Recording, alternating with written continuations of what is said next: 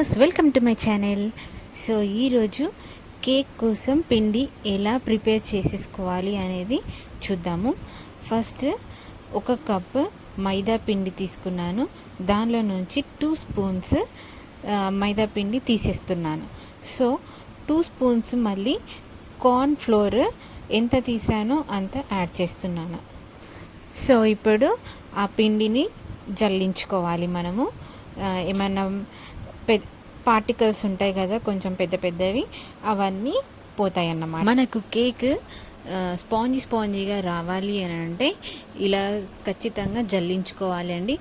కనీసం ఒక 5 to 6 times అయినా మీరు జల్లించుకుంటే కేక్ ఫ్లోర్ అనేది ప్రిపేర్ అయిపోతుంది. చాలా సన్నగా ఉండాలి. మనము మామూలుగా యూసే మైదా పిండి అలా కాకుండా ఇంకా సన్నగా ఉండాలి. సో మీకు ఎంత వీలైతే అంత అన్నిసార్లు జల్లించుకోండి. ఇలా చేయడం వల్ల గ్లూటన్ అనేది మినిమైజ్ అయిపోతుంది. మామూలుగా గోధుమ పిండిలో మైదా పిండిలో గ్లూటన్ ఉంటుంది.